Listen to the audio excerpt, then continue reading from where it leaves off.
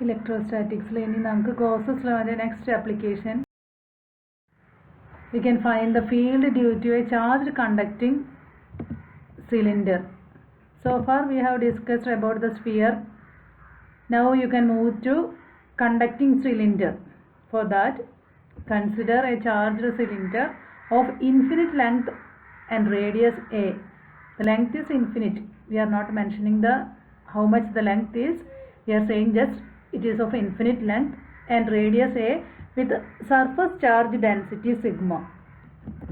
This is the cylinder which has a radius a and of infinite length. It is extending to infinity. Surface charge density sigma. This conducting cylinder will have electric field perpendicular to it.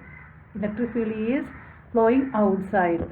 From this symmetry we see that the direction of E is radially outward. Then next step we have to consider a Gaussian surface. Here Gaussian surface is a cylinder, is another cylinder outside this small cylinder. Consider a Gaussian cylinder of radius r and length b around the conductor. This inner cylinder has infinite length, whereas the Gaussian cylinder has a length b and radius r. Small cylinder has radius a and charge q enclosed. The outer cylinder, that is the Gaussian cylinder, has a radius small r and it is of length b. Okay. Then from Gauss's law we know that surface integral E dot ds is equal to q enclosed by epsilon 0. Here E is a constant and it is outward, radially outward. E can be taken outside the integral.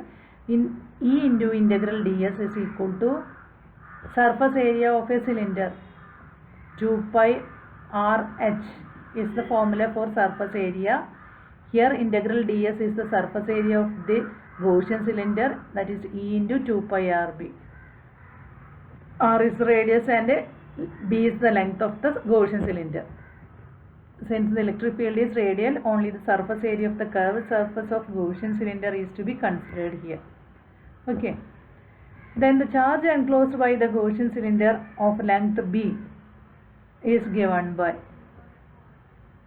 if surface charge density is sigma, then the charge is equal to area surface charge density, surface area into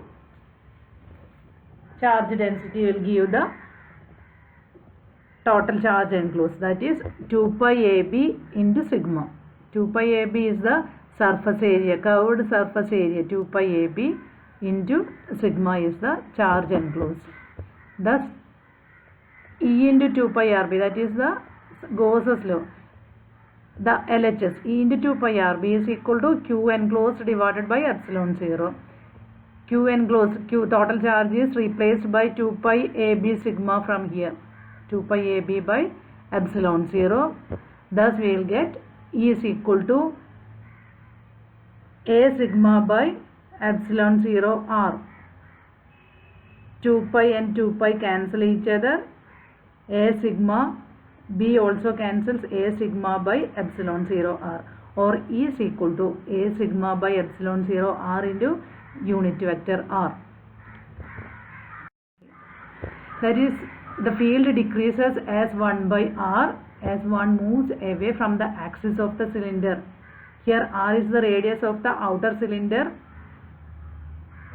The field decreases as 1 by r, that is, the field decreases as 1 by r as one moves away from the axis of the cylinder. The field inside the conducting cylinder is 0 since there is no charge enclosed inside. At the surface, r is equal to a.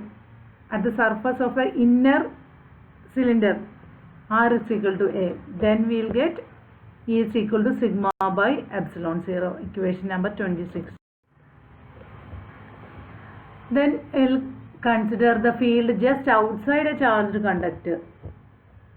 We have seen that the field just outside the charged conducting surface is sigma by epsilon 0, where sigma is the surface charge density.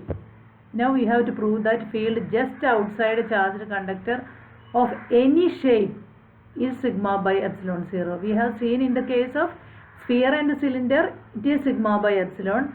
Now we have to prove that for any shape, it is sigma by epsilon 0. Consider a charged conductor with a surface charge density sigma. Charged conductor, shape of the conductor is not mentioned here, so we have an irregular shape of the conductor. Then consider a Gaussian cylinder perpendicular to the surface that encloses an area G of the conducting surface. This is the Gaussian surface which is perpendicular to the conducting surface. Therefore, the charge enclosed by Gaussian surface is sigma into G.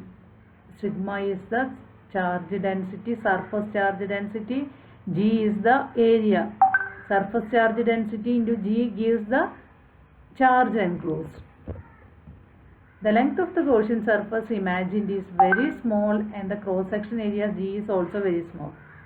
We are considering two small length and two small area, so that we can assume that the conducting surface enclosed by the Gaussian cylinder is flat and the cylinder is perpendicular to the surface. Then from Gauss law, integral E dot ds equal to q enclosed by epsilon 0. In this case, since the electric field inside the conductor is 0 and the electric flux comes out through one end surface only. Hence, we need to consider only one end surface of Gaussian cylinder while evaluating E dot ds. Integral E dot ds equal to Eg. G is the surface area. Integral ds G. Eg is equal to q enclosed by epsilon 0 is equal to q enclosed is, we have seen, it is sigma into G. Sigma G by epsilon 0. That is E is equal to Eg is equal to sigma G by epsilon 0.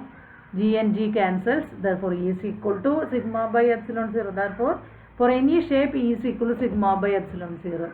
That is, if the conducting surface is a plane surface, the Gaussian cylinder can have larger cross-sectional area and the electric field is sigma by epsilon 0. And to conclude, sigma by epsilon 0 does not contain the radius part, that is independent of the distance from the conductor. Electric field is independent of the distance from the conductor.